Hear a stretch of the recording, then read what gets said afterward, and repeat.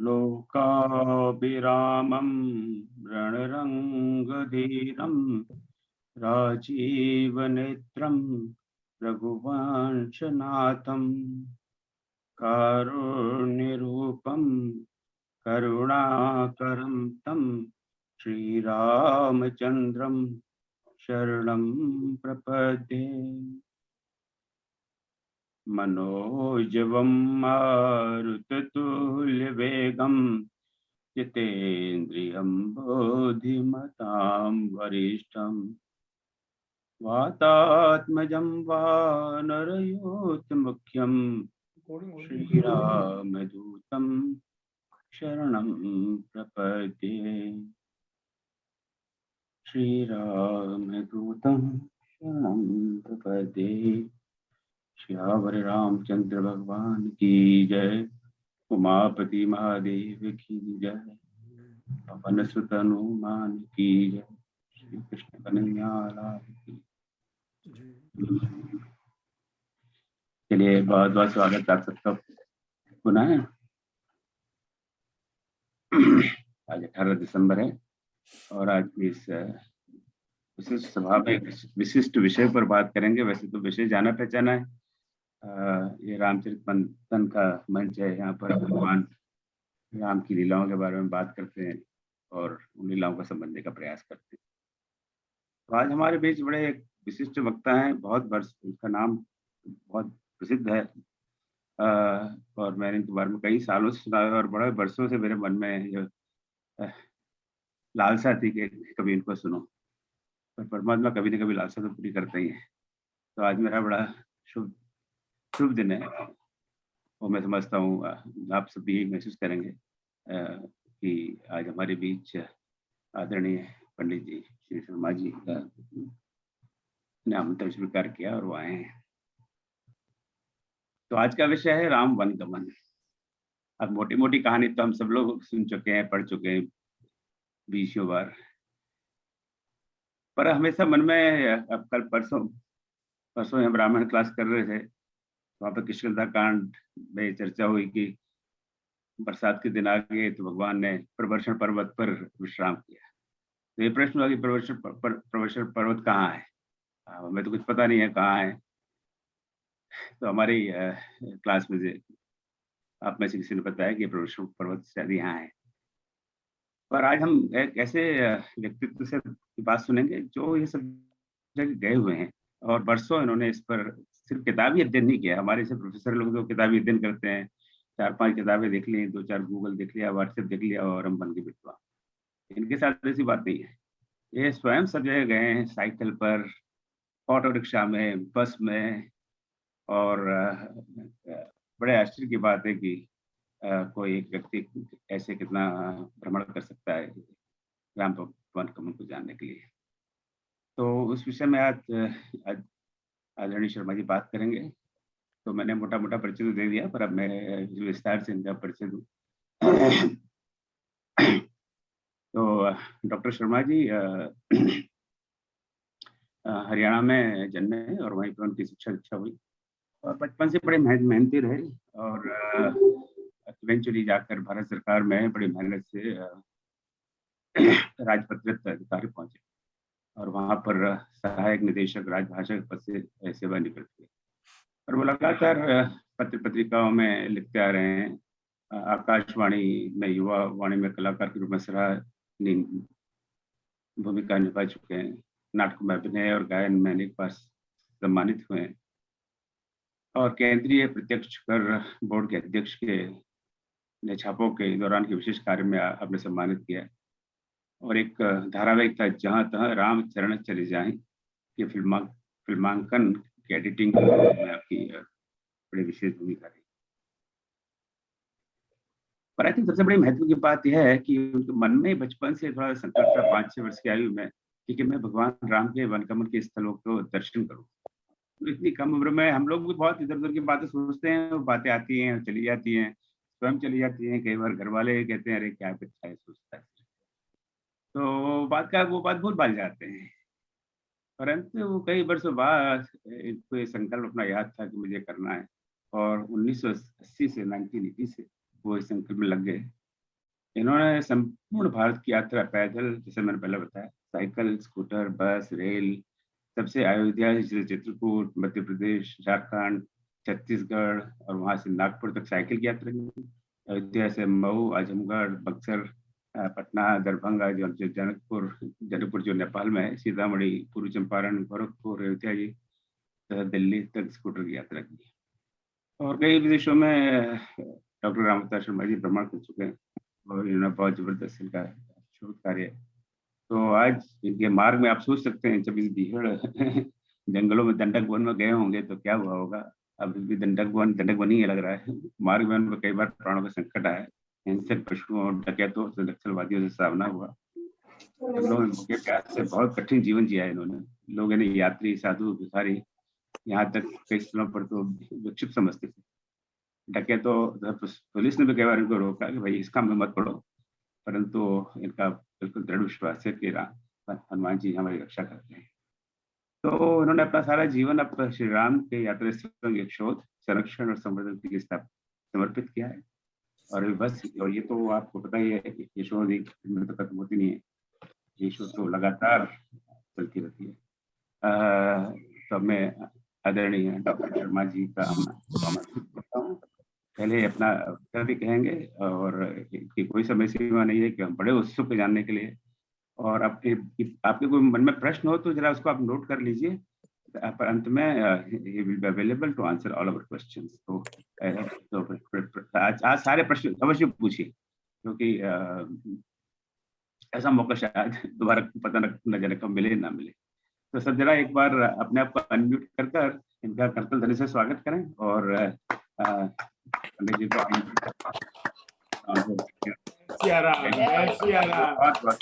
बहुत बहुत स्वागत। हम बहुत कृतार्थ हुए, आप पधारें।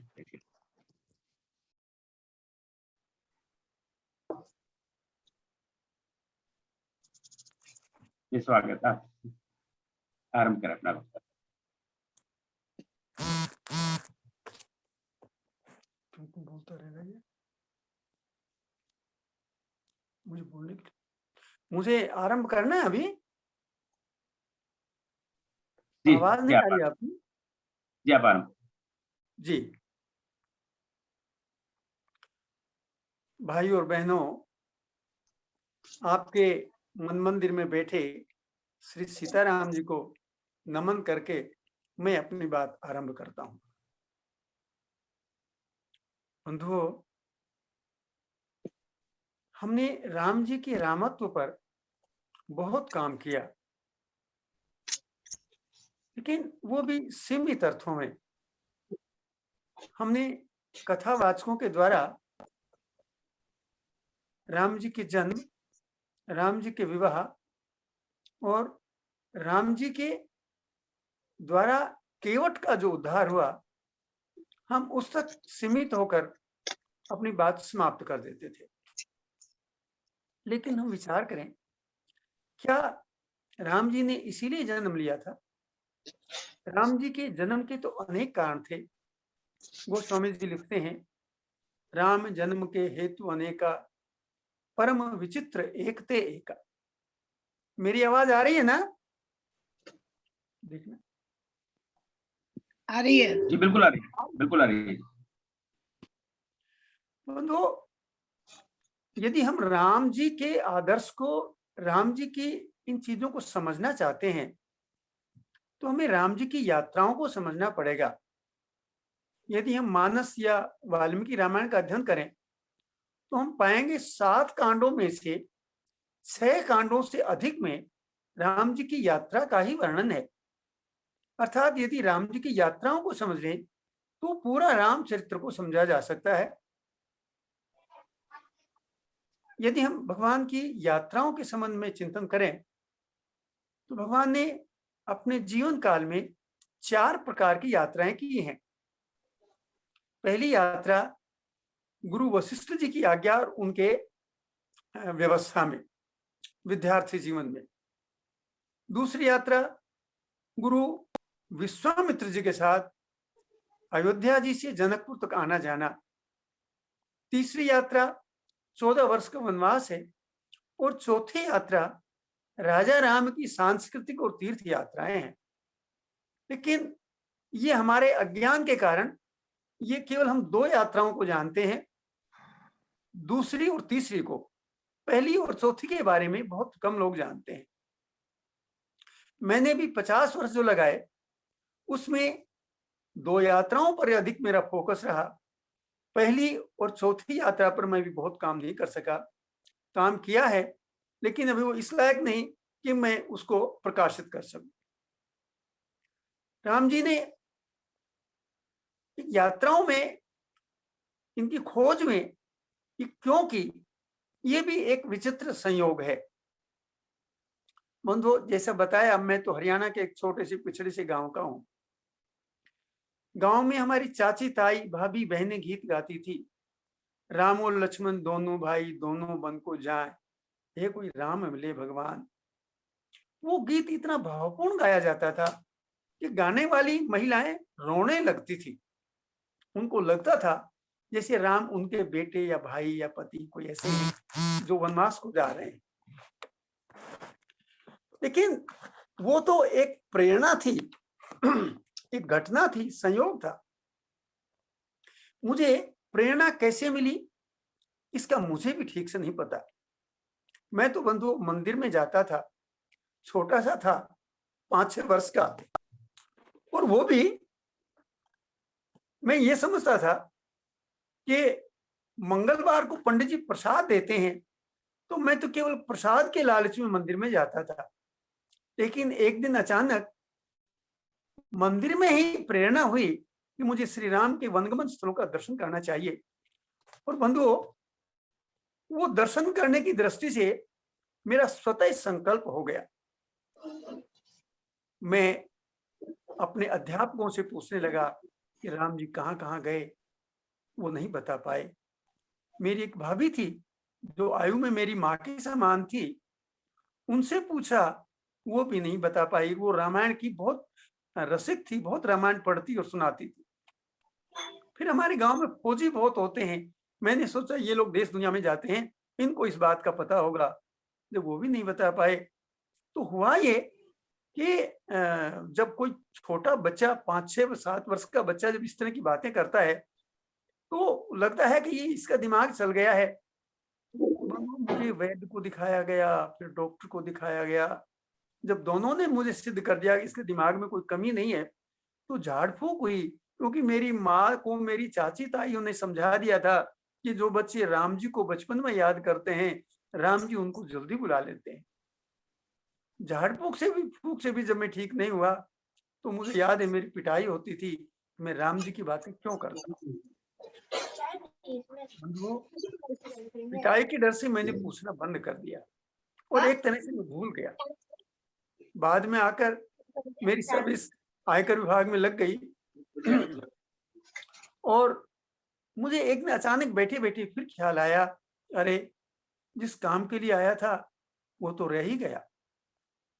बंधुओं, तब मैंने खोज आरंभ की और मुझे इस बात का सौभाग्य मिला कि भारत सरकार ने भी इसमें मुझे सहयोग किया। मुझे सरकार ने 2 वर्ष की छुट्टी और 2 लाख रुपए दिए। मैं घूमता रहा। मैं अधिकांश, जैसे बताया, साइकिल से मैंने बहुत लंबी यात्रा की, हजारों किलोमीटर की यात्रा साइकिल से की।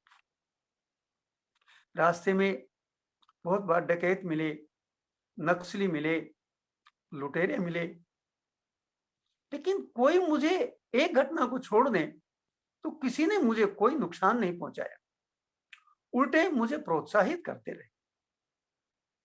तो मैं इस तरह से, जैसे बताया, करीब 11 प्रांतों में मैंने इसकी खोज की और 290 स्थलों की खोज की।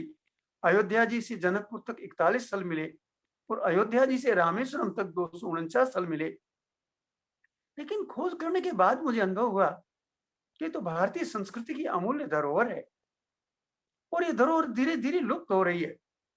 यदि हमने इस धरोहर को संभाल कर नहीं रखा तो हमारी एक सांस्कृतिक पहचान समाप्त हो जाएगी और हम अपनी जड़ों से कट जाएंगे।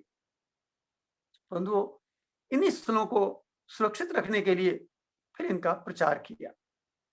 सब जगह भगवान के चरण चिन्ह स्थापित किए, सब जगह मानचित्र लगाए, शिलालेख लगाने की योजना पर काम हो रहा है, 3 धारावाहिक बनाए, विपुल रूप में साहित्य लिखा, 2 फिल्में बनाई और आपको जानकर हर्ष होगा कि राम जी की वीडियो फिल्म एकमात्र हमारी बनाई हुई है जिसको भारत सरकार ने सेंसर सर्टिफिकेट दिया हो। हमने एग्जीबिशन बनाई जो हजारों बार लग चुकी है, फिल्में दिखाई जाती हैं। इस तरह हम स्थलों का प्रचार करते हैं और यही प्रचार ही इन स्थलों का एक तरह संरक्षण का एक उपाय है। जब मैं आरंभ में जाता था तो ये स्थल बड़े दुरूह स्थलों पर होते थे, जंगलों में, पहाड़ों में, गांवों में, नदियों के किनारे, समुद्रों के किनारे। कोई आदमी वहां जाते नहीं थे। मंदिर टूटा पड़ा है, विग्रह चोरी हो गया है, कहीं छत टूटी है, कहीं खंभा टूटा है, कहीं फर्श टूटा है, बर्र के छत्ते और वो जंगल, ये जो रात के उड़ने वाले पंछी होते हैं, इनके घोंसले मिलते थे। लेकिन बंधुओं, हमें बड़ी प्रसन्नता है, इसके साथ में बता रहा हूं आपको, जब से हमने अभियान आरंभ किया है तो बहुत बड़ा परिवर्तन आया है। लगभग 80-85 प्रतिशत मंदिरों का जीर्णोद्धार हो गया।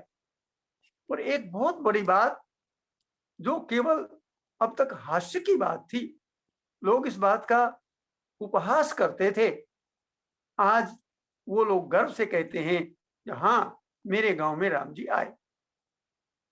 मैं एक बार बेंगलोर से दिल्ली आ रहा था, रास्ते में एक सज्जन से मेरी परिचय हुआ। तो जब मैंने उनको बताया कि मैं भगवान राम की यात्राओं पर शोध करता हूं, तो उन्होंने कहा जी करते होंगे, हमारे यहाँ तो कोई आया नहीं। मैंने कहा आपके यहाँ राम जी आए थे? बोले हाँ, मैंने सुना है, मेरे दादाजी बताते थे। मैंने पूछा कौन सा गांव है? तो उन्होंने महाराष्ट्र का एक गांव बताया। बंधु, मेरे पास पुस्तक थी, मैंने तत्काल पुस्तक खोली और उसके गांव के मंदिर का चित्र दिखाया। ये देखिए, आपके गांव में राम जी आए थे, हमारा शोध ऐसा कहता है। बंधु, ये सुनकर वो खड़ा हो गया, उसने दोनों पैर पकड़ लिए और कहा अब तक मैं कहता था, लोग मेरा उपहास करते थे, लेकिन आज आपने हमारे मंदिर की, हमारे गांव की प्रतिष्ठा बढ़ा दी। अब मैं गर्व से कहूंगा, हर जगह छाती ठोकर कहूंगा कि मेरे गांव में राम जी आए थे। अब तक मैं उपहास से डर कर नहीं बोलता। इस तरह से जहां जहां ये स्थल हैं, उन स्थलों के लोगों को एक आत्मविश्वास जागृत हुआ है। भगवान राम के इन स्थलों का, इस मार्ग का एक प्रचार बढ़ा है और ये स्थल जागृत होने से 290 स्थल हमारे सांस्कृतिक धरोहर, हम चाहते हैं कि हमारे सांस्कृतिक केंद्र बने। और बंधुओं, राम राज्य के मार्ग में ये 290 केंद्र एक बहुत बड़ा अपना योगदान करेंगे और मुझे हर्ष है कि इस अभियान से ये 290 स्थल बच गए। मार्ग में अनेक प्रकार के अनुभव आए। बंधुओं, राम जी जिस वेश में, जिस परिवेश में जहां गए, आज उसी रूप में पूजे जाते हैं। अयोध्या जी में रामलला है और राजा राम है, किंतु जब जनकपुर की ओर जाते हैं, अर्थात विश्वामित्र मुनि की ओर जाते हैं, तो बक्सर यानी विश्वामित्र आश्रम तक उनको निरीह बालक समझा जाता है और ऐसी भावना है कि बूढ़ा विश्वामित्र बाबा इन बच्चों को मरवा देगा राक्षसों के साथ ले जाकर। लेकिन जब राम जी ने ताड़का का वध किया तो उनके वीर चरित्र का उद्भव हुआ और आज भी वहां वीर चरित्र के रूप में वो स्थल वहां विकसित है। राम जी की वीरता के बाद फिर जब वो जाते हैं जनकपुर तक, तो उनका अलग रूप में पूजन होता है। लेकिन मिथिला में प्रत्येक व्यक्ति राम जी को या तो अपना दामाद मानता है या अपना बहनोई मानता है। राम जी को वहां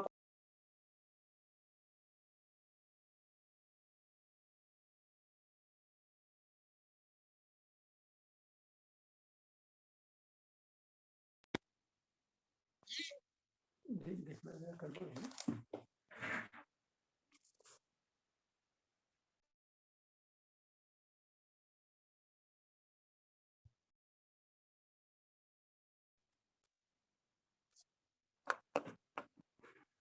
हो गया, हो गया।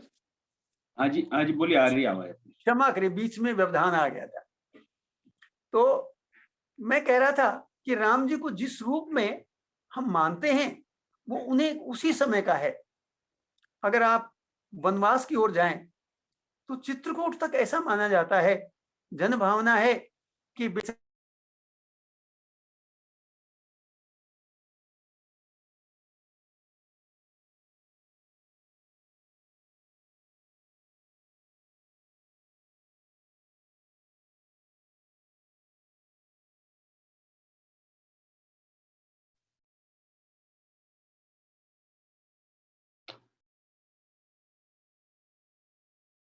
अब म्यूट हो गए किसी कारणवश।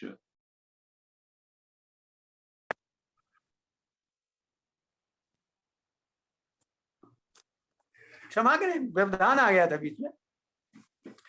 जब राम जी अयोध्या जी से चित्रकूट की ओर चलते हैं तो निरीह राजकुमार के रूप में, प्रताड़ित राजकुमार के रूप में आज भी पूजे जाते हैं कि माँ ने, पिता ने इनको घर से निकाल दिया। लेकिन जब चित्रकूट जाते हैं तो चित्रकूट में ऋषियों को संगठित करते हैं, वनवासियों को संगठित करते हैं, तो वहां संगठक राम है। पूरे दंडक वन में वो संगठन करते हैं, राक्षसों का नाश करते हैं, तो ऋषियों के रक्षक के रूप में। जब उन्होंने प्रतिज्ञा की, निश्चरहीन करो मही भुज उठाएपन कीन, गड़बड़ हुई क्या?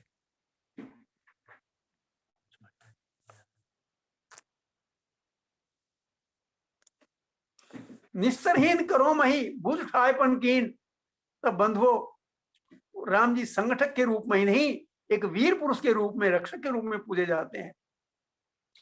और आपको जानकर आश्चर्य होगा, पंचवटी नासिक में जब सीता माँ का हरण हो जाता है तो पंचवटी से लेकर किष्किंधा तक वो विरही राम के रूप में आज भी पूजे जाते हैं, रोते बिलखते राम के रूप में पूजे जाते हैं।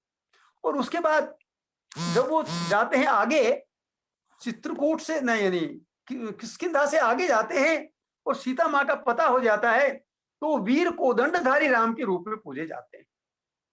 तो राम जी जिस देश में गए, जिस परिवेश में गए, उसी रूप में आज भी पूजे जाते हैं। यहाँ के अनुभव बड़े बड़े, मैं कहता हूं हृदय को छूने वाले हुए। मैं आपको एक दो अनुभव बताता हूं, तो आप कभी जाएंगे तो आपको भी वैसा ही अनुभव होगा। बंधुओं, मैं शोध यात्रा में कच्छा, बनियान और अंगोछे में रहता था ताकि कोई मुझे पहचान नहीं सके, क्योंकि जहां 500 रुपए में भी आदमी को कत्ल कर दिया जाए और मेरे पास तो 40-50 हजार रुपए का सामान होता था, मैं भारत सरकार का राजपत्रित अधिकारी था, अगर मेरा पता चल जाता तो निश्चित रूप से अनेक बार दुर्घटनाएं हो सकती थी। इसलिए मैं अपनी पहचान किसी को बताता नहीं था। मैं जो गंगा पार करने लगा तो बंधुओं, मेरे वेश को देखकर नाविक ने पूछा, क्यों, तेरी जेब में 10 रुपए हैं भी? मैंने कहा हाँ है, दे दूंगा। जब नाव गंगा जी में चल ही रही थी, पार कर रही थी, तो केवट ने मेरे से पूछा, भैया तुम कौन हो, कहाँ जा रहे हो? जब मैंने उसको बताया कि मैं भगवान राम के यात्रा स्थलों की खोज कर रहा हूं, तो बंधु भावुक हो गया। उससे पहले उसने एक और बड़ी अजीब हरकत की। हम सबसे बोला कि आप अपने जूते उतार के हाथ में ले लो, आप जूता पहन के मेरी नाव में नहीं बैठो। मैंने पूछा भैया क्यों? बोले राम जी की नाव है, इसमें राम जी विराजमान है। और सचमुच राम जी का एक छोटा सा विग्रह उन्हें नाव में विराजित कर रखा था। जब उतर के चलने लगे तो सबने नाविक को 10-10 रुपए दिए। जब मैं 10 रुपए देने लगा तो नाविक ने कहा, मैं आपसे 10 रुपए नहीं लूंगा। तो भैया क्यों नहीं लोगे? बोले आप तो राम जी का काम करते हो, राम जी के दूत हो। मैंने पूछा भाई राम जी का दूत नहीं हूं, मैं तो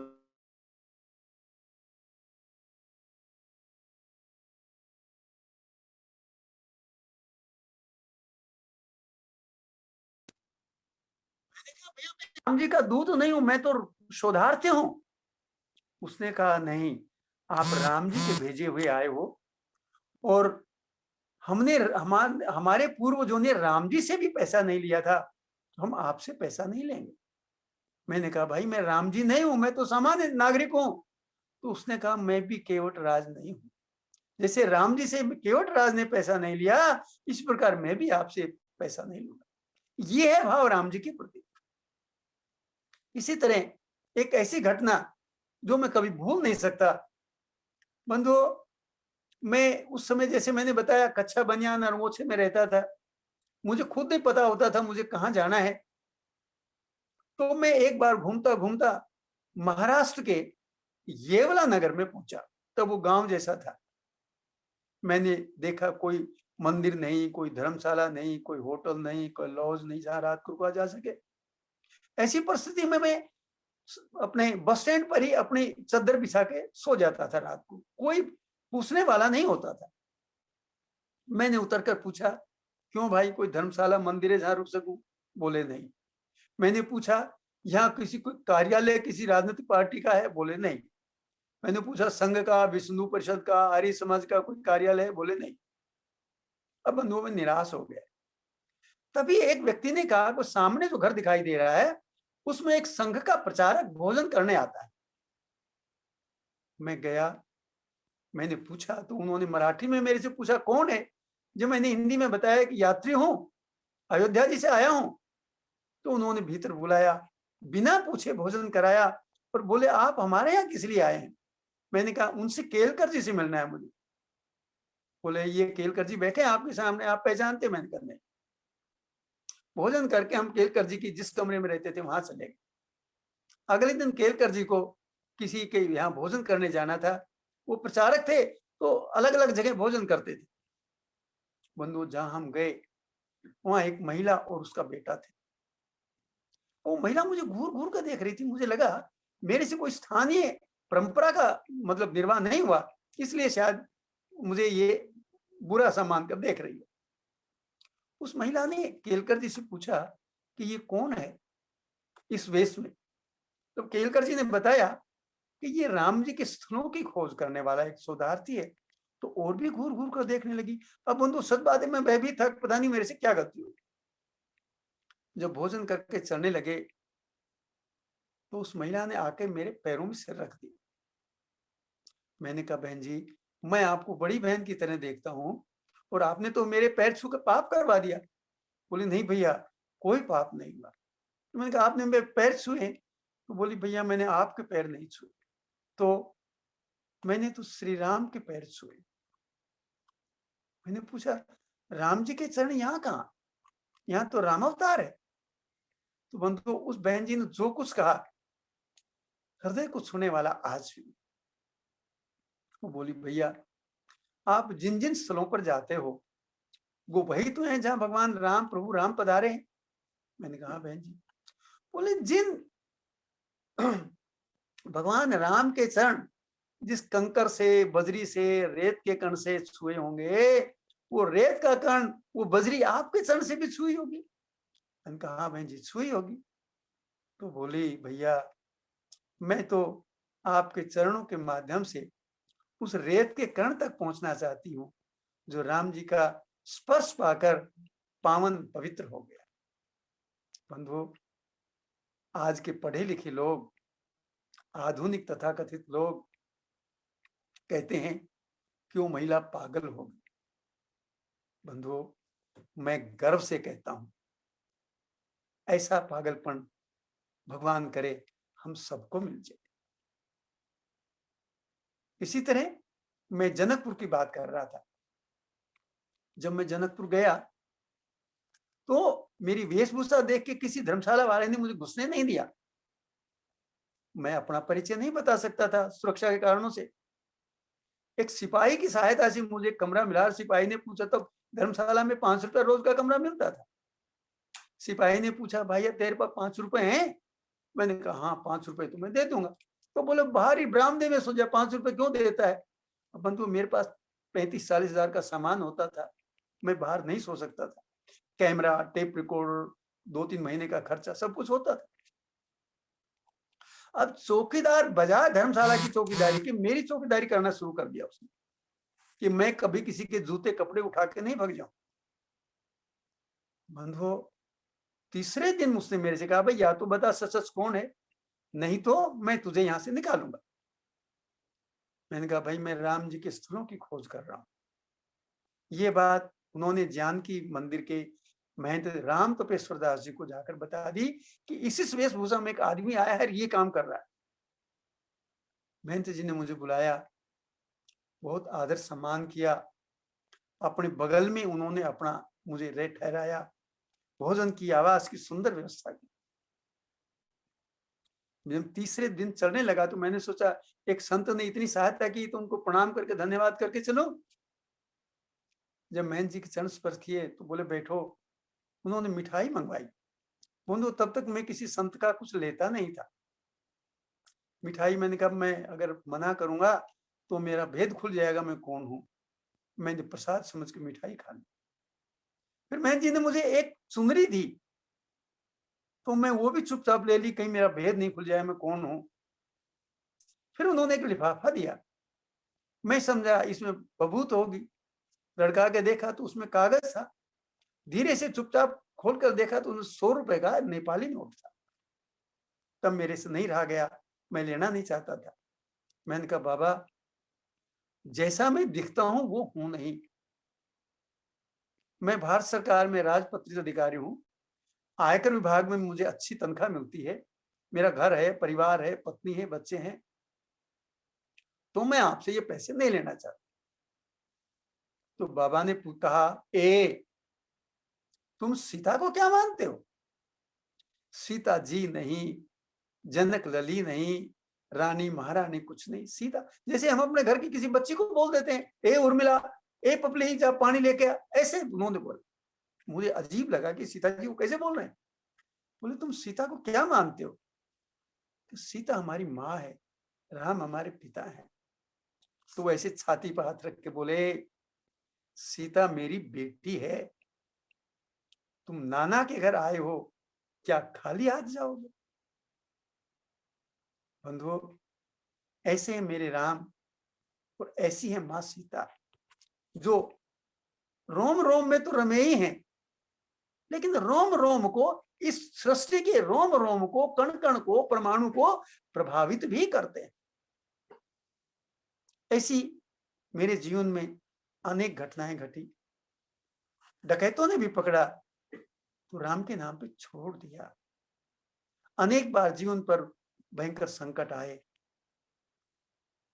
सचमुच कई बार तो लगता था कि जीवन के आखिरी पल है, लेकिन मैं महसूस करता हूं तलवार, बंदूक, भाला, छुरा, लाठी ये कोई काम नहीं आते। जब कभी मैं संकट में फंसता था तो आंख बंद करके हनुमान चालीसा पढ़ने लगता था। जंगल में रास्ता भटक जाना, किसी जंगली पशु का सामने आ जाना, सिवाय हनुमान जी के कोई हथियार काम नहीं आया। और मैंने भारत माँ के एक तरह से प्रत्यक्ष दर्शन किए हैं। ये ईंट रोड़ा पहाड़ पत्थर नहीं, ये नगर नहीं, सड़कें नहीं, जिसे हम भारत कहते हैं वो भारत की संस्कृति है। उसके प्रत्यक्ष दर्शन पूरे देश में हुए हैं और मैं बड़े आनंद से, बड़े गर्व से कहता हूं कि मुझे भगवान ने वो काम सौंपा कि मैं अपने आप को धन्य मानता हूं। और इन स्थलों के संरक्षण के लिए हम अनेक उपाय कर रहे हैं। एक बात और कह के मैं अपनी बात पूर्ण करूंगा। हमने राम जी के मंदिर तो लाखों बनाए, लेकिन राम जी का संग्रहालय किसी ने नहीं बनाया। अपना संकल्प है कि अयोध्या जी में एक अंतरराष्ट्रीय स्तर का भव्य संग्रहालय बने, जिसमें राम जी का रामत्व, राम जी की यात्राएं, राम जी के हथियार, राम जी की संस्कृति, पुष्पक विमान, राम जी की व्यापकता, व्यक्ति के हृदय से लेकर पूरी सृष्टि में किस प्रकार है, वो सारा कुछ दिखा सके। और राम राज्य की ओर इस माध्यम से हम एक एक कदम आगे बढ़ते जाएं और ईश्वर हमारी इस मामले में निश्चित रूप से सहायता करेंगे। जय सीता। जय श्री राम। बहुत अच्छा, बहुत ही प्रेरणादायक।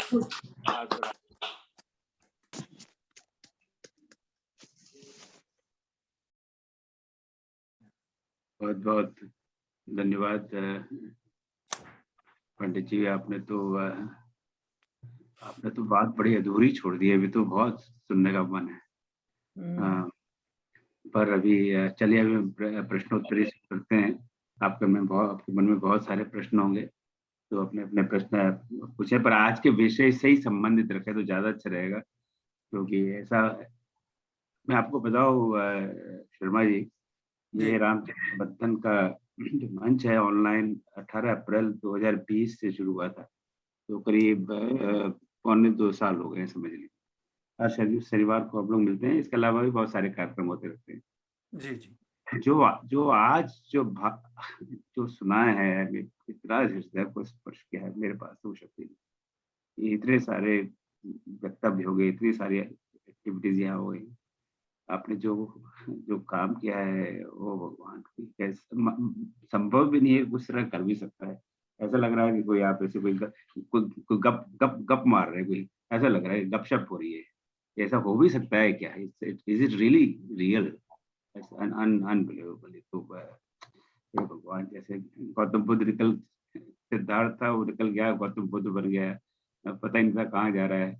तो इस कलयुग में, और अब कलयुग क्या, इस सदी में इस तरह का काम है, अमेजिंग। तो चलो प्रश्नोत्तरी के लिए खोलते हैं। तो मेरा एक छोटा सा प्रश्न है, बाद में मैं सबको आमंत्रित करता हूँ। क्या आपको भारत सरकार में काम करते हुए 2 साल की छुट्टी दी और 2 लाख रुपए का फंडिंग इस प्रोजेक्ट के लिए, ये कब हुआ होगा अंदाजा, किस साल? देखिए, आप घटना की पूछ रहे, कितनी पुरानी घटना है? नहीं नहीं, जैसे आपने जब आप ये 2 साल आप निकले ये इस शोध कार्य के लिए, ये कब हुआ होगा, किस साल में? ये मैं लगभग 22-23 वर्ष का था, तब मैंने इसको ठीक से खोजना शुरू किया। और जैसे मैंने बताया, बचपन में मेरे लिए ये कठिन था, क्योंकि मुझे डर लगता था मेरी पिटाई होगी मैं पूछूंगा तो, इसलिए मैं चुप हो गया था, भूल भी गया था बाद में। कौन सा सन था वो? नहीं, हाँ, प्रश्न ये था कि आपने जब ये 2 साल जब भारत भ्रमण के लिए निकले, सरकार ने आपको 2 साल की छुट्टी दी इस काम के लिए, वो कब किया अंदाजन, कब, किस साल के ये आसपास? 1995 में मैंने, सरकार ने मुझे सहयोग किया, उससे पहले मैं व्यक्तिगत प्रयासों से ये काम करता रहा। ठीक। हाँ हाँ, नहीं, वो तो आपका बचपन से ही भाव है। तो 1995 से भारत सरकार ने बहुत बड़ा इम्पेटस दिया, आपको 2 साल की छुट्टी देना एक बहुत बड़ी बात है। और इस बात को 25-26 साल में तो बहुत चलिए, और बस अब इसको बाकी सब लोगों का आमंत्रित करता हूँ आप लोगों के प्रश्न के लिए। तो आप थोड़ा सा हाथ खड़ा करें, मैं सब करना देख पाऊँ, और अपना नाम बताएं और कहाँ, आप ये बताएं अपना नाम बताएं और आप कहाँ पर हैं, और अपना प्रश्न पूछें। हाँ, मलिक जी। मैं राम मल्लिक और सरस्वती मल्लिक ह्यूस्टन से हैं। मैं दरभंगा का रहने वाला हूँ। गौतम ऋषि के आश्रम के पास मेरा गांव है, तो वहाँ मैं बचपन से ही जाता था, मिडिल स्कूल से, तो हर महीने जाता था एक बार। वहाँ छिरोज की गंगा है, उसमें नहाने के लिए। तो आप उधर गए थे क्या पंडित जी? दरभंगा में अहियारी है, उस गांव का नाम अहियारी है। अहियारी में अहिल्या स्थान है, और हाँ, गौतम ऋषि का आश्रम जो है ना, रतनपुर बरहमपुर की सीमा पर। आप अपना आश्रम देखना चाहेंगे क्या? हाँ, दिखाइए। हाँ, नहीं, अभी उसका बहुत ही अच्छा मंदिर भी बनाया गया है सरकार की सहायता से। मैं आपको अहियारी दिखा देता हूँ अभी। अहियारी तो मैं बचपन में हर महीने जाया करता था, वहाँ अहिल्या स्थान है वो। हाँ, अहिल्या स्थान। हाँ, ये देखिए, अगर आप देख सकते हैं तो। हाँ, देखो मैं अभी मंदिर का कुछ पुनरुद्धार भी हुआ है वहाँ पर, सरकार ने। ऐसा है, मंदिर का जीर्णोद्धार अभी वहाँ दरभंगा राजा ने करवाया था, लेकिन माँ अहिल्या अब उसमें नहीं है। माँ अहिल्या तो उसी कुटिया में है। कुटिया में है, मालूम है, उसी तो कुटिया में है माँ अहिल्या। वो तो बहुत भव्य मंदिर है, उसमें माँ अहिल्या नहीं विराज गई जी। आपको शायद जानकारी होगी, राजा दरभंगा ने एक बहुत बड़ा महल बनाया था माँ अहिल्या के लिए, लेकिन जिस दिन माँ अहिल्या की स्थापना होनी थी, उस दिन एक पहले माँ अहिल्या ने स्वप्न में राजा दरभंगा को कहा, स्वप्न में, कि राजा तुमने मेरे लिए बनाया, बहुत अच्छा, धन्यवाद, लेकिन मैं तो तपस्विनी हूं, मैं तो कुटिया में ही ठीक हूं, और ये जो तुमने बड़ा महल बनाया है ये चारों भाइयों को समर्पित कर दो। तो आज भी माँ अहिल्या उसी में है, और वो जो भव्य मंदिर बना है राजा दरभंगा ने बनाया, उसमें राम लक्ष्मण जी, सीता जी, भरत जी, माँ उर्मिला, मांडवी और वो शत्रुघ्न जी और श्रुतकीर्ति जी माँ वहां विराजमान है उस मंदिर। तो मैं इस मंदिर में, राम जी का मंदिर है, अहिल्या बाहर में है, मगर ये कहानी मुझे नहीं मालूम थी। तो हाँ, अब ये गौतम ऋषि के आश्रम तरफ गए कि वहां भी मंदिर का जीर्णोद्धार हुआ है अभी। जी जी, तो ये यदि जो आप ये पुस्तक, सारी कहानियां देखना चाहते हैं तो आप हमारी वेबसाइट देख सकते हैं। हाँ मैं ये पूछने वाला था शर्मा जी, चलो ये वेबसाइट डाल बहुत, दीजिए तो हम लोग आपकी वेबसाइट क्या है शर्मा जी? श्री राम का, हमारी वेबसाइट का नाम है श्रीरामवनयात्रा.org, SHRI। श्रीरामवनयात्रा.org, ठीक है। हाँ। चलिए, और अगला, ये तो ये आवाज पुस्तक जो आप, आवाज कट गई थी, दोबारा से बता दे। हाँ, श्री राम वन यात्रा ORG, मैं अपने ग्रुप में डाल दूंगा इसको, ताकि ऐसे बाद में सबको पता लग जाए। ठीक है, थैंक यू। और ये जो आप अभी पुस्तक बता रहे थे, इस पुस्तक क्या क्या टाइटल है पंडित जी? ये मैं दिखा देता हूं आपको, शीर्षक इसका? ये बाइलिंगुअल है, देख पा रहे हैं क्या? नहीं, मुझे टाइटल नहीं पढ़ा जा रहा, खाली सिर्फ हाँ, टाइटल है in the footsteps of Shri Ram, in the footsteps of Shri Ram, और हिंदी में इसका नाम है जह जह चरण पड़े रघुवर के। तो वेबसाइट पे होगा ना इसका उल्लेख, राइट? नहीं, हाँ, वेबसाइट में उल्लेख है इसका, किताब का। तो ये जैसे अमेज़न वगैरह पे प्राप्त है, कैसे इसको हम लेना चाहें तो कहाँ पर मिल सकती है? दिल्ली में भी ले सकते हैं, और अमेज़न या उस पे तो नहीं है जी। ठीक है, चलो हम पता लगा लेंगे, नहीं मैं बाद में आपको संपर्क कर लूंगा, और फिर हम लोग, मैं बाकी लोगों को सूचित कर दूंगा। मैं एक बात बता दूं, ये पुस्तक 2 हाई कोर्ट्स ने एविडेंस के रूप में मानी है, क्योंकि इसमें एक ऐसी चीज दी है, इन सब स्थलों के लैटिट्यूड लॉन्गिट्यूड भी दिए हैं। अच्छा, हाँ, तो मेरा ख्याल लोग मुझे बताते हैं कि ये पहली पुस्तक है जिसमें लैटिट्यूड लॉन्गिट्यूड दिए गए हो, नहीं तो कोई देता नहीं थी। हाँ, बहुत सुंदर जी। पंडित जी प्रणाम, मेरा नाम राम गिरीश द्विवेदी है, मैं भोपाल में रहता हूँ, मध्य प्रदेश में, और मेरा गृह ग्राम रीवा जिला है, मध्य प्रदेश का रीवा जिला है, जो प्रयागराज से पास में पड़ता है, जो मतलब चित्रकूट के और प्रयागराज के बीच का गांव है मेरा। जी। मेरा प्रश्न ये था कि जो आपने इन स्थलों का भ्रमण किया, मैं तो अपने को धन्य मानता हूँ, हमारा कोई पुण्य होगा कि आपका दर्शन कर पा रहा हूँ, इसलिए मैं अपने को भाग्यशाली समझता हूँ। बताइए। प्रश्न ये है कि जो वन स्थलों का आपने लिया, तो रामचरितमानस का आपने सहारा लिया कि वाल्मीकि रामायण का लिया कि कोई अन्य चीज का लिया, कैसे आप एक से एक कड़ी जोड़ते गई? बहुत अच्छा प्रश्न किया आपने, ये प्रश्न बहुत पूछा जाता है मेरे से। देखिए, गोस्वामी जी ने तो भक्ति भाव से लिखा है, और वाल्मीकि जी ने पूरा एनसाइक्लोपीडिया बनाया है। हमने वाल्मीकि रामायण के आधार पर लगभग 150 घटनाओं को पहले छांटा, उसके बाद वो घटना कहाँ घटी वो स्थल ढूंढा, और फिर दोनों घटना स्थलों के बीच यात्रा की, तो ये सब स्थल निकल कर आए हैं। हमने वाल्मीकि जी को मुख्य आधार माना है, क्योंकि वाल्मीकि जी ने तो पर्वतों का नाम, नदियों का नाम, स्थल की दूरी, स्थल की दिशा, वहां की जमीन कैसी है, ककरीली, पथरीली, रेतीली, पठार, पहाड़ी, वहां फल क्या क्या होते हैं, वनस्पति क्या क्या है, पशु पक्षी क्या क्या है, इन सबका वर्णन किया है। तो वाल्मीकि रामायण इस मामले में मुख्य आधार रही। रीवा जिले में भी कोई रामजी यात्रा हुई क्या?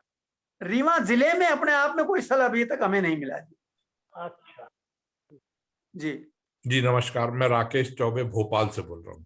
जी राकेश जी, अभी जैसे द्विवेदी जी ने पूछा है, वो प्रश्न का उत्तर आपने दिया। इसी में एक बात मैं ये पूछना चाहता हूँ कि जब भरत जी को जब समाचार मिला दशरथ मरण का, जी तो दशरथ जी की मृत्यु के समाचार मिलने के बाद जब वो चले हैं तो वाल्मीकि जी ने जो उस स्थान का वर्णन किया है, जी वहां पर उन्होंने भरत जी से कहलवाया है कि देखो सतलज नदी ने अपना रास्ता बदल लिया है। जी जी वो जो सतलुज नदी है वो जाके सरस्वती नदी में मिलती थी, यदि हम इतिहास के हिसाब से देखते हैं तो। जी जी तो वो हिस्से का आपने क्या कभी किया है, क्या कभी भ्रमण किया है? और वो जो सरस्वती नदी जो लुप्त हो गई है उसके बारे में कुछ आपके बारे में आपके पास है क्या जानकारी? देखिए, मैंने केवल 19 स्थलों की खोज की है जहां भगवान राम पधारे हैं।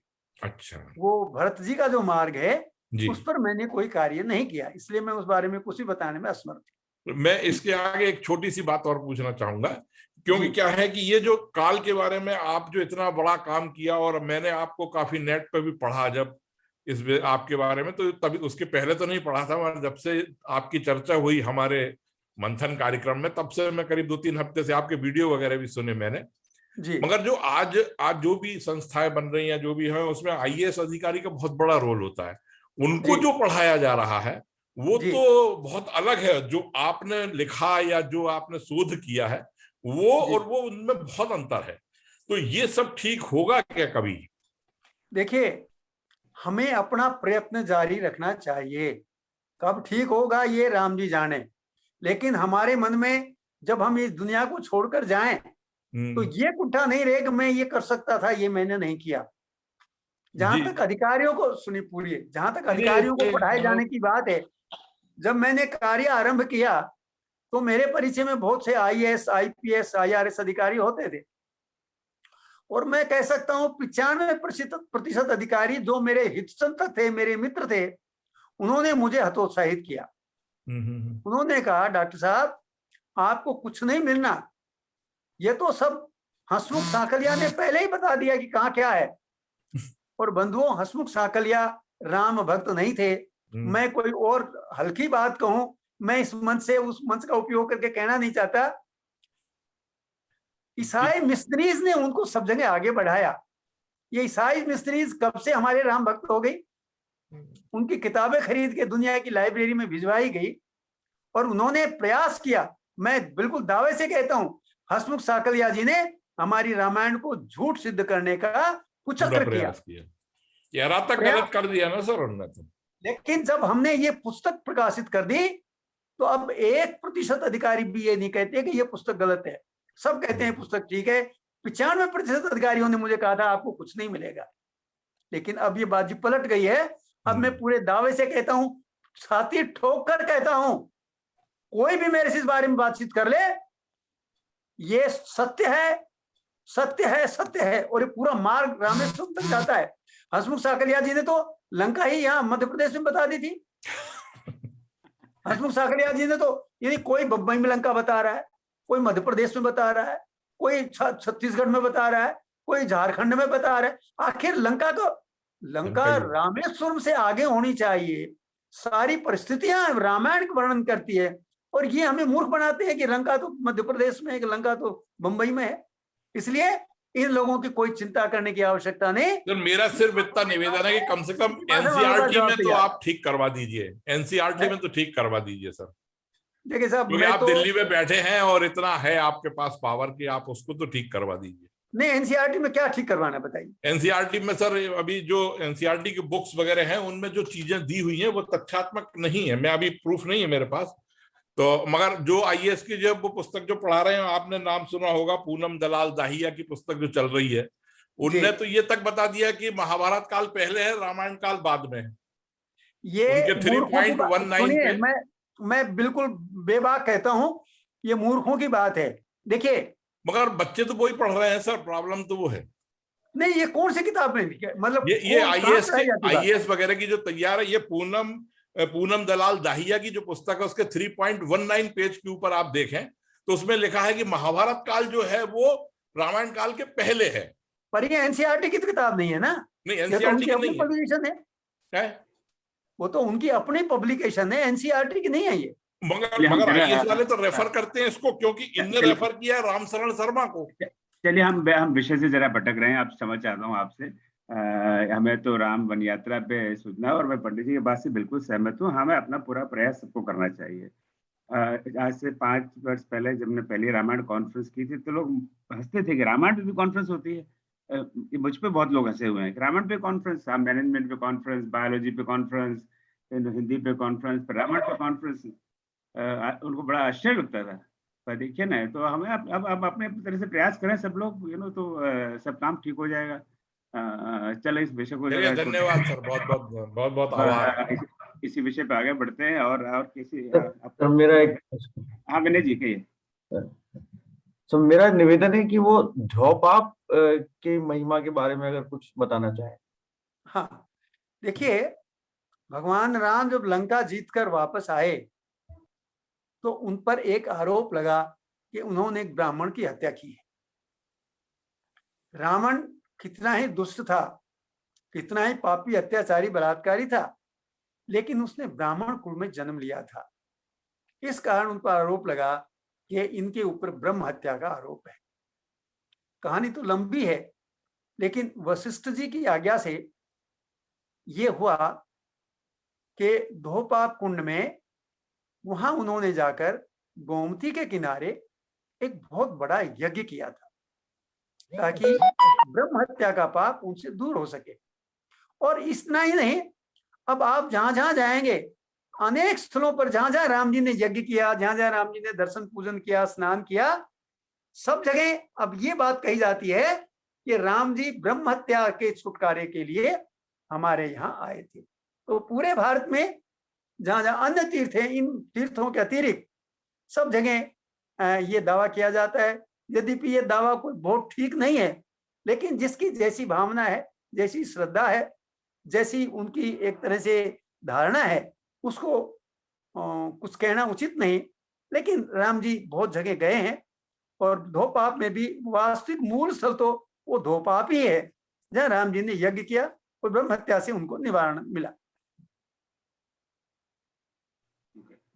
धन्यवाद।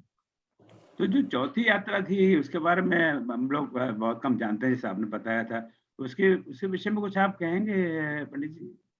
पुराणों में उनकी यात्रा का पूरा वर्णन है, ना केवल वर्णन है, वो रूट भी है, वो किधर किधर से गए। नदियों का नाम है, तीर्थों का नाम है, लेकिन वो नदियां मार्ग बदल चुकी हैं, वो तीर्थ भी नाम बदल चुके हैं। जैसे मैं आपको उदाहरण के लिए बताता हूं, राम जी जब वनवास को चले तो पहली नदी उन्होंने तमसा पार की, अब उस तमसा को टोंस कहते हैं। दूसरी नदी वेद श्रुति पार की, अब लोग उसको विसूही कहते हैं। तीसरी नदी संधिका पार करी, अब उसको सही कहते हैं। इसके बाद बालुकिनी नदी पार की, उसको बकुलाही कहते हैं। फिर वो श्रृंगबेरपुर आए, उसको सिंगरोर कहते हैं। इस तरह से भाषा विज्ञान की दृष्टि से भी ये समझा जा सकता है कि ये सब चीजें नाम बदल गए, तो नाम बदलने के कारण उनको ढूंढने में थोड़ी सी असुविधा हो रही है। लेकिन समय मिला तो निश्चित रूप से चौथी यात्रा पर तो शोध कार्य हम लोग कर पाए।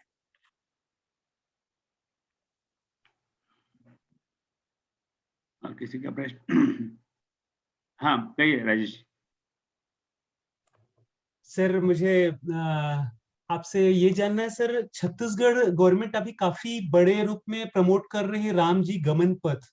सर आपका क्या मानना है सर? आपके शोध के मुताबिक, आपका मानना नहीं, आपने शोध किया रियली, तो सर बहुत सम्मान के साथ हम पूछना चाहते हैं सर, छत्तीसगढ़ गवर्नमेंट प्रोजेक्ट कर रही है कि राम जी का ननिहाल चंदखुरी करके एक प्लेस है जी सर, ये क्या सही है क्या? हाँ ये सही है जी हाँ, इसमें कोई दो राय नहीं। चंद्रखुरी गांव जो है वो कौशल्या माँ का जन्म स्थल है। जी हाँ सर, थैंक यू सर ये कंफर्मेशन के लिए। सर दूसरी छत्तीसगढ़ बात, सरकार जो कर रही है, हाँ सर, मैं उसकी प्रशंसा करता हूँ। जी हाँ सर, लेकिन उसमें मुझे एक थोड़ा सा तकलीफ हो रही है। जी हाँ सर, छत्तीसगढ़ सरकार ने कहा हम शोध कर रहे हैं।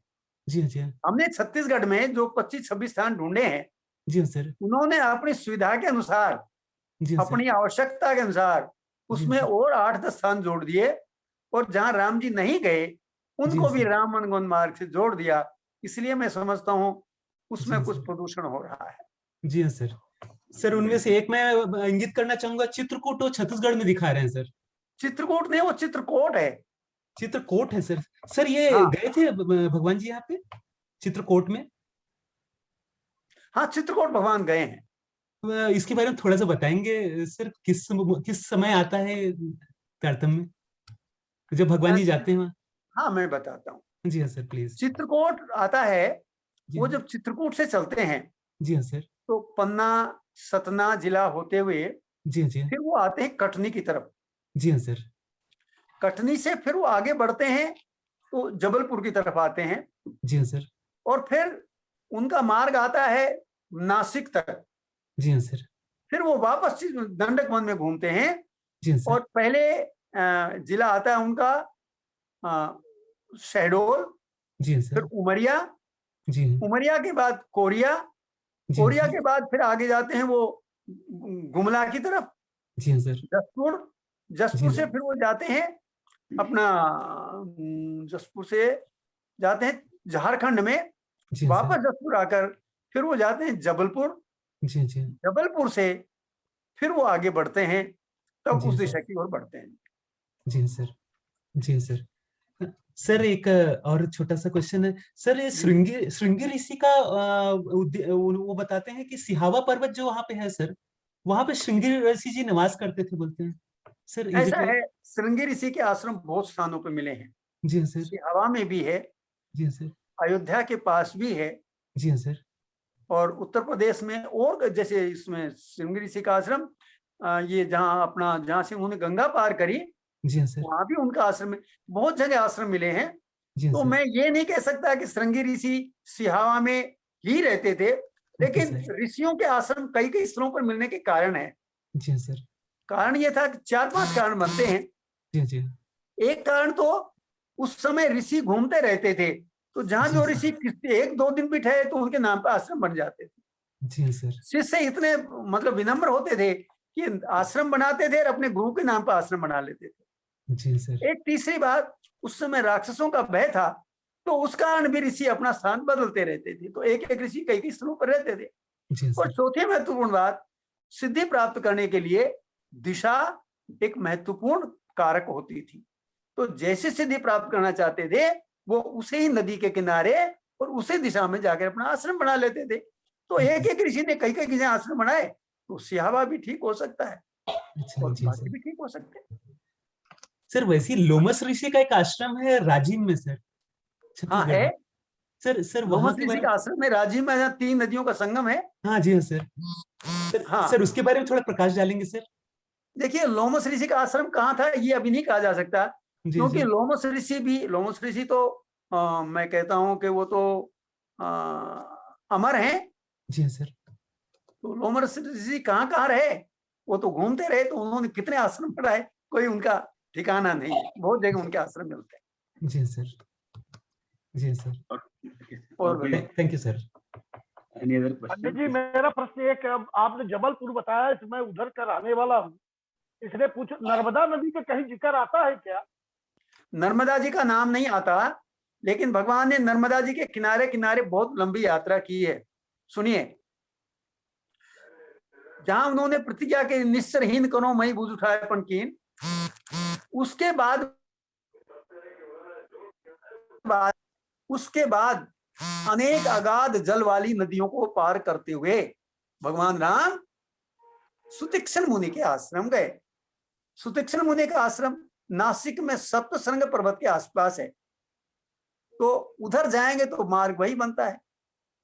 और अनेक अगाध जल वाली नदियों में वास्तव में उसी मार्ग में बहुत बड़ी बड़ी नदी अगाध जल वाली नदी है, तो उनमें पहली नदी नर्मदा है। रामचरितमानस में नर्मदा का जिक्र नहीं है? है जी, रामचरितमानस में नर्मदा नदी का जिक्र नहीं, वाल्मीकि रामायण में है क्या? नहीं जी, नहीं है। अच्छा।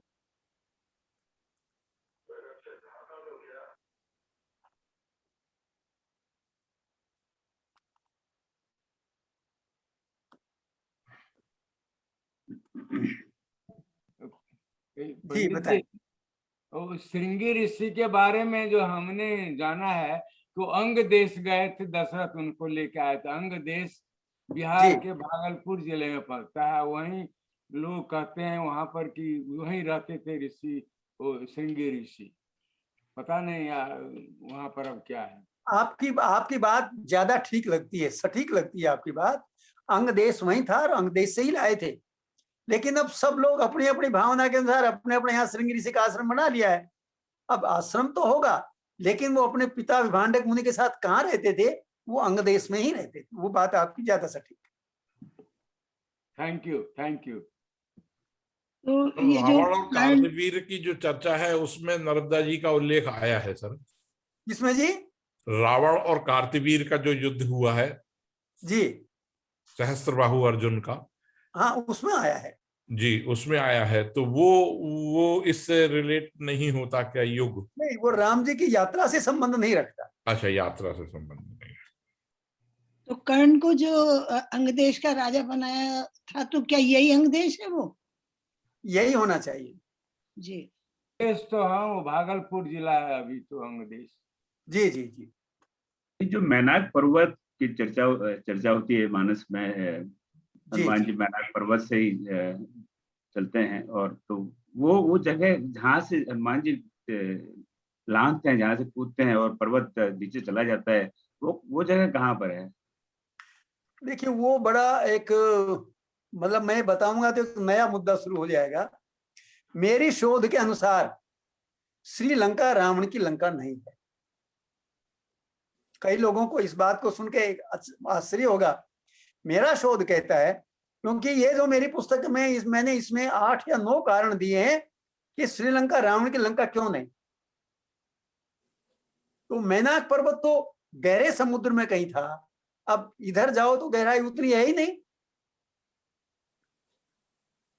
तो मेरी दृष्टि में अब जैसे लंका रावण से लंका यहां से 100 योजन बताई गई है, ये तो 32-33 किलोमीटर है।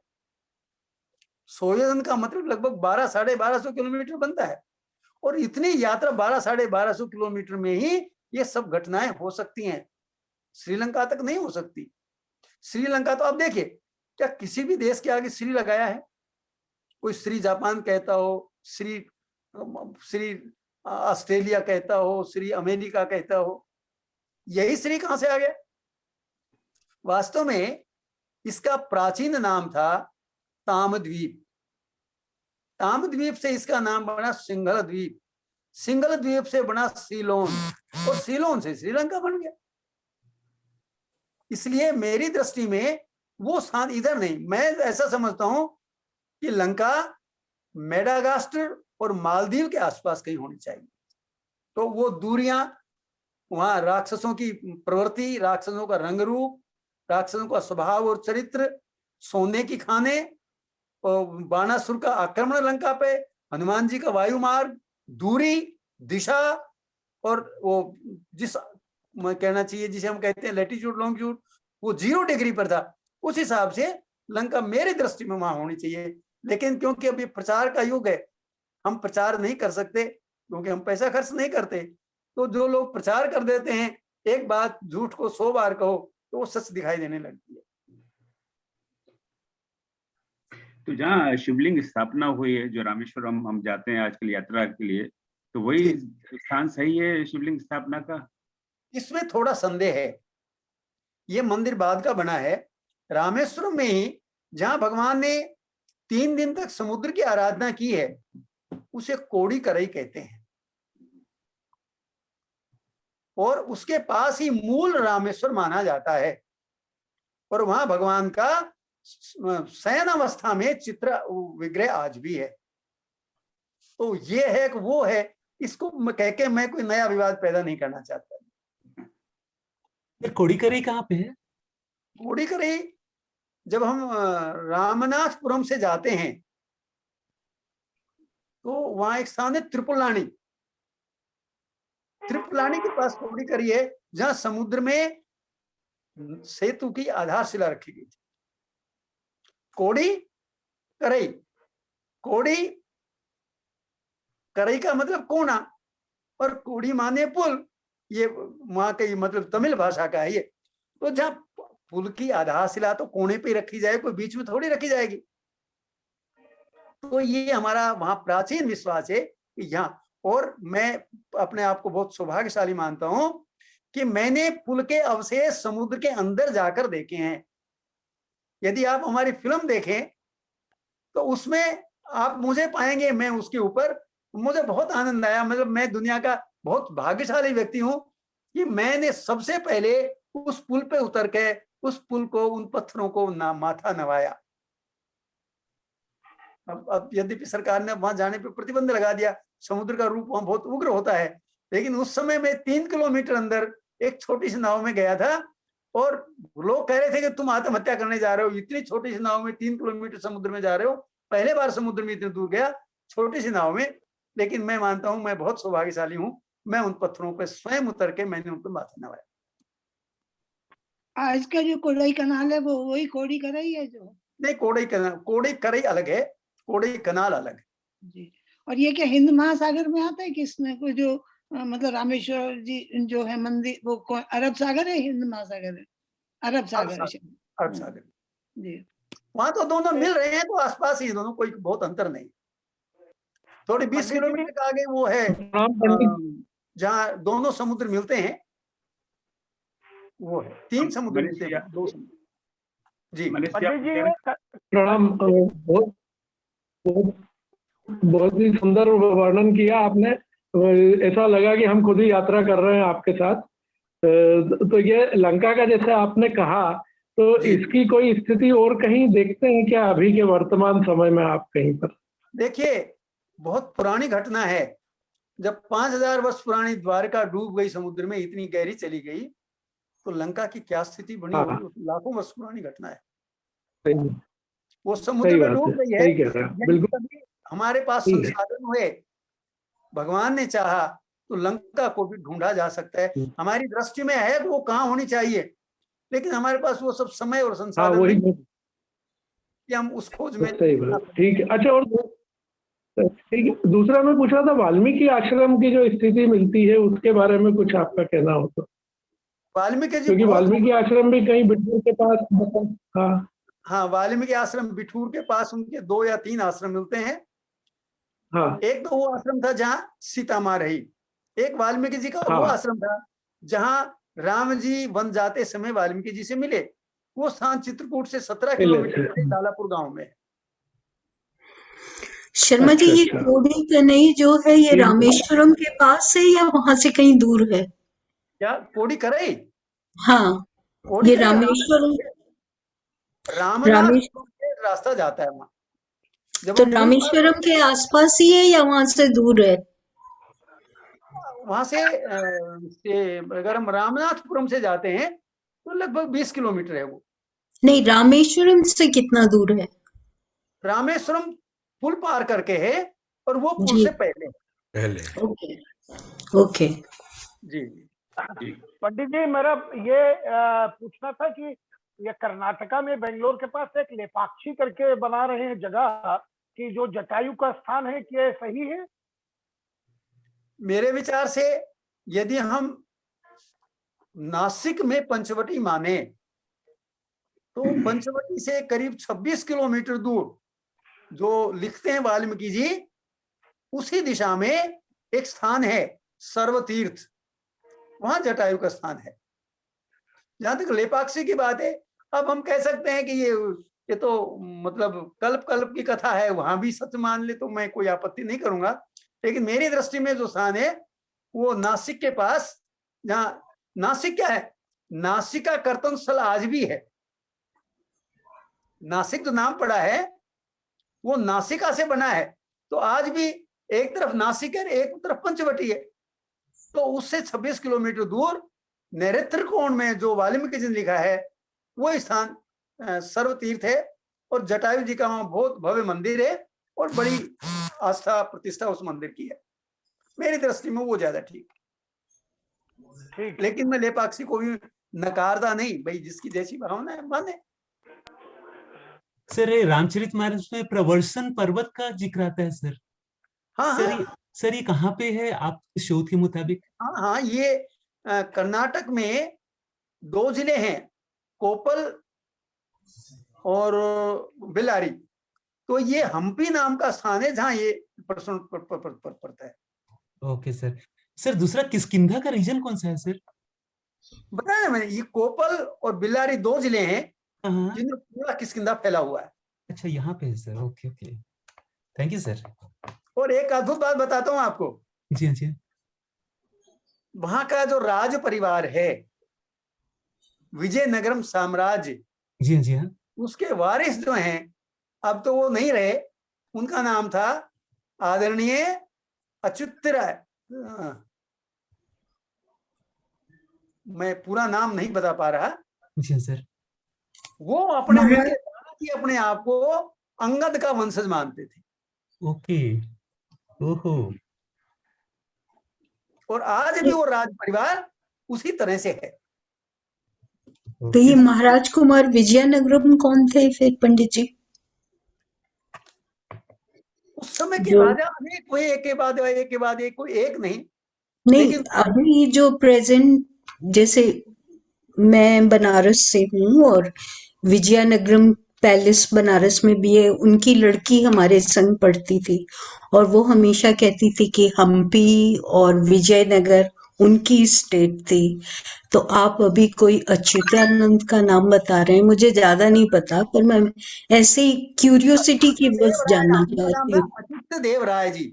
वो अब नहीं रहे, अब उनके जी, बेटे हैं जो वहां उनके वारिस हैं। ओके। अच्युत देव राय जी पंडित जी, मतलब सम्मानित राजा थे वहां के। हम्म सौभाग्य मिला है पंडित जी, कि उनकी रानी ने मुझे अपना धर्म भाई माना है। हम्म।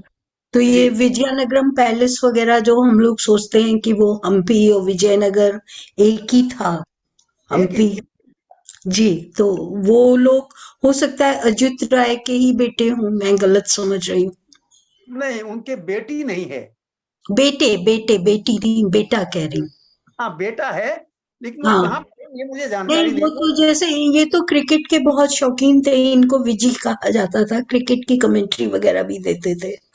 हम लोग सब्जेक्ट से भटक रहे हैं, इसके लिए माफी चाहती हूँ, इस बात को यहीं खत्म करती हूँ पर अच्युत देव राय जी थे, उनके जी, बेटे अब राजा हैं। ओके। जी पंडित जी, ये अहिरावण वाली जो कल्पना है, राम जी का वो अहिरावण वाला वो प्रसंग जो है, वो उसके बारे में क्या कहना है आपका? ऐसा है, अहिरावण के जो बात आती है, अहिरावण के नाम से वाल्मीकि जी ने कुछ नहीं लिखा। अच्छा, लेकिन गोस्वामी जी ने लिखा है, उसमें कोई दो राय नहीं हो सकती, सत्य है वो। अहिरावण ऐसा माना जाता है वो पाताल का राजा था। पाताल तो आज आपका अमेरिका है।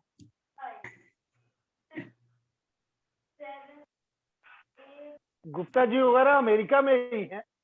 हाँ हाँ बिल्कुल, हम पाताल में ही रहते हैं। आपको शक्ल से पता नहीं लगता है राक्षसी स्वरूप है जो? नहीं देखिए, पाताल में नहीं, मंदोदरी थी वहां की, बहुत सुंदरी थी, ये आप नहीं कह सकते। मंदोदरी अमेरिका की थी। और क्या, मैं दाना वो मेक्सिको की हाँ, थी, मेक्सिको। अमेरिका में तो अब भी मैं संस्कृति है। हाँ, मैं गया हूँ उस एरिया में, रिफाइनरी लगवाता था वहां पर एक जगह। आप तो इस वहां बात पर को बुरा हिंदू मत मंदिर मानिए है, कि आप पुराना बहुत। अहिरावण के राज्य में रहते हैं या मंदोदरी के राज्य में रहते हैं। हाँ, नहीं, उससे अलग रहते हैं हम बाहर। मंदोदरी मंदसौर की थी क्या? ये मंदसौर नहीं, के लोग रावण मंदोदरी, को चलाते। देखिए साहब, मंदोदरी को कोई मंदसौर की बताता है, कोई मेरठ की बताता है, तो सबने अपने अपने हित के अनुसार अब मंदोदरी को अपनी मान लिया। कोई जोधपुर के पास मंडोर की भी बताते हैं। हाँ, वो जहां से नाम बनता हो ना, लगता हो नाम मिलता जुलता, वो सब लोग मान लेते हैं ऐसा। हाँ रेणु जी प्लीज। ये जोधपुर में मंदोदरी का पीहर बताते हैं। बहन जी मैंने बताया ना, वो सब लोग अपने ढंग से अपने अपने, अब जैसे वाल्मीकि जी के मैंने 50 आश्रम देखे हैं। हर आश्रम में माना जाता है कि यही सीता माँ रही, यही लव कुश पैदा हुए, और यही राम जी की और लव की कुश की लड़ाई हुई। अब 50 जगह तो लड़ाई नहीं हो सकती, लेकिन सब लोग अपनी भावना के अनुरूप उसको सत्य मान बैठते हैं। तो पर अमेरिका और जोधपुर में तो वाल्मीकि आश्रम है। बहुत दूरी हो गई है देखा जी? जाए तो। अमेरिका और जोधपुर की तो बहुत दूरी हो गई, बहुत मतलब दूरी हो दोनों गई। बातें मेल नहीं खाती।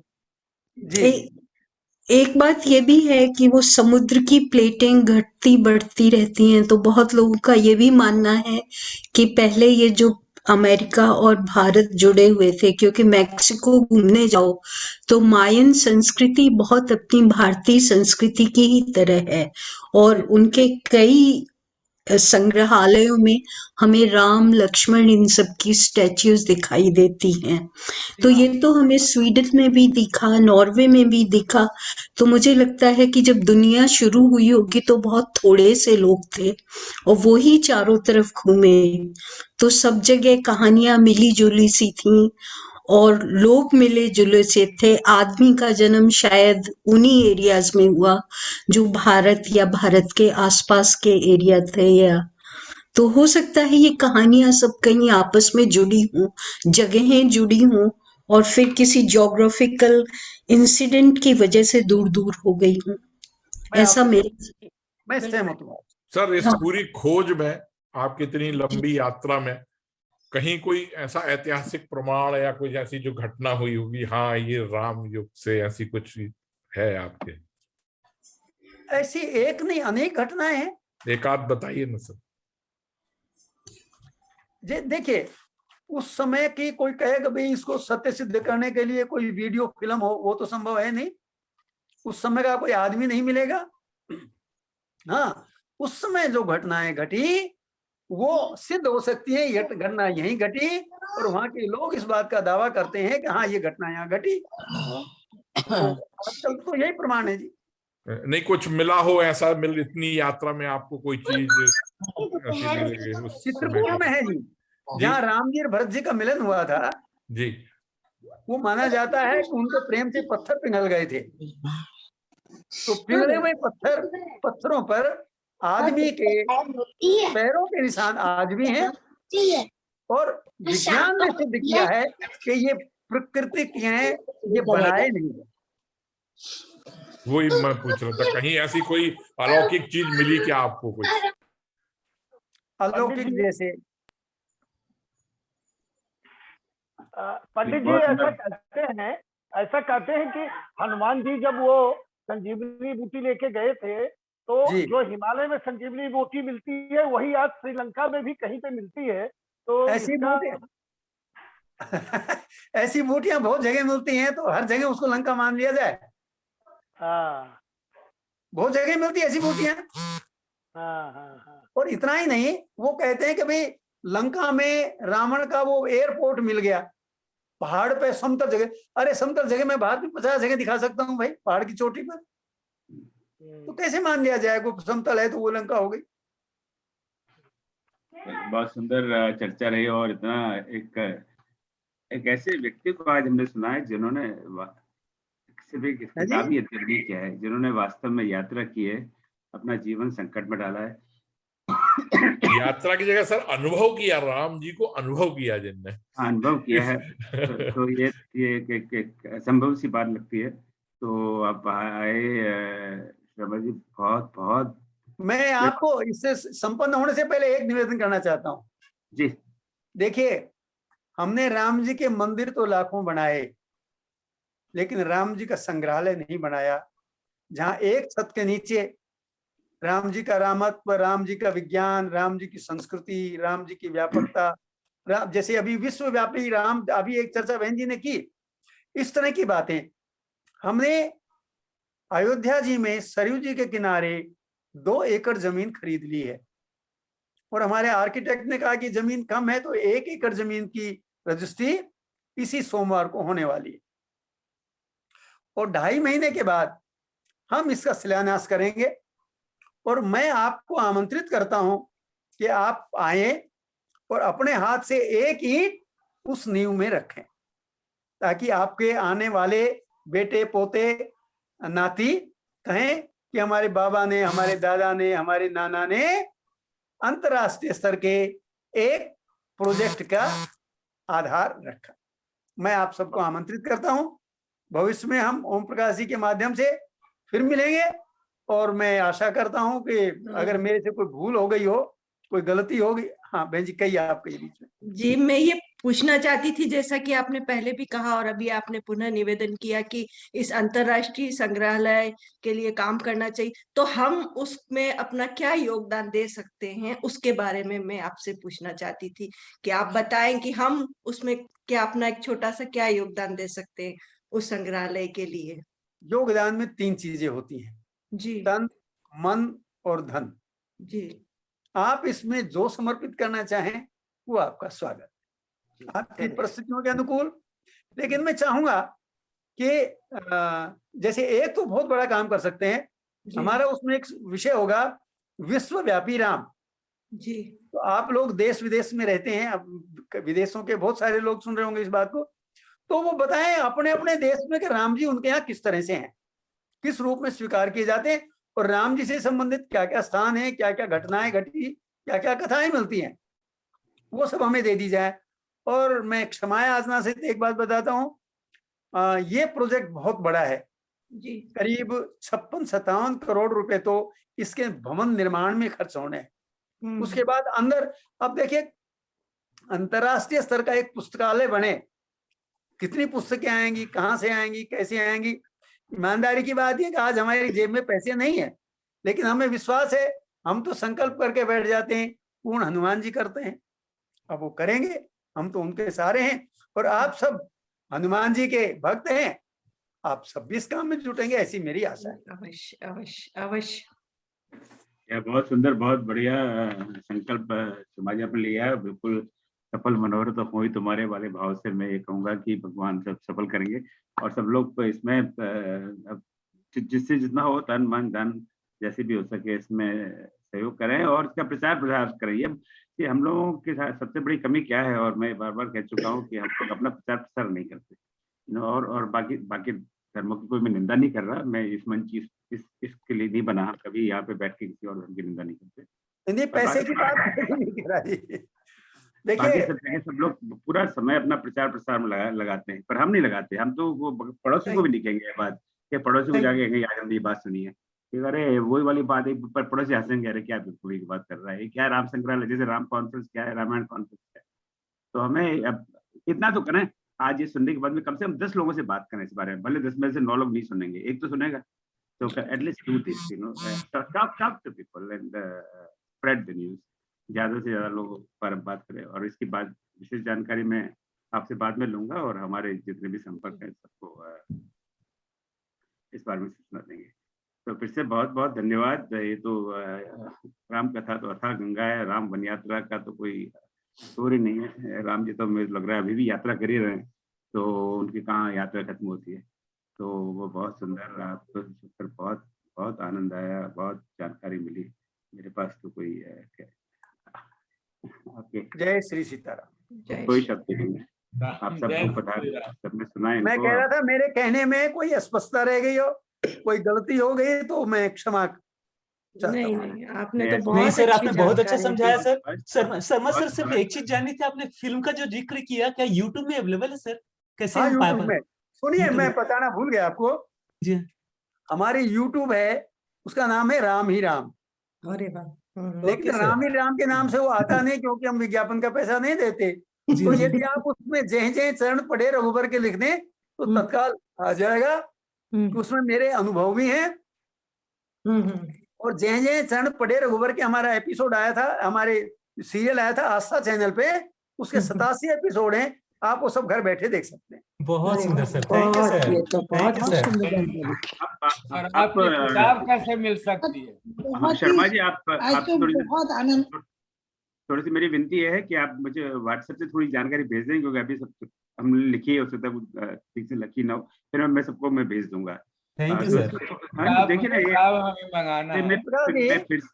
मैं फिर से वही बात कहूंगा आप सब। हाँ जी, मैं आपको अपने एक हमारा ग्रुप है NRIs का, अच्छा, उसमें आपको मैं जोड़ता हूँ, और फिर आप सब भाई बहनों को उसमें जोड़ें, और सारी जानकारी उस माध्यम से मिलती रहेगी। और अगर कोई प्रश्न भी पूछना है किसी तरह का तो आप पूछ सकते हैं, हम सारी बातों का उत्तर देंगे।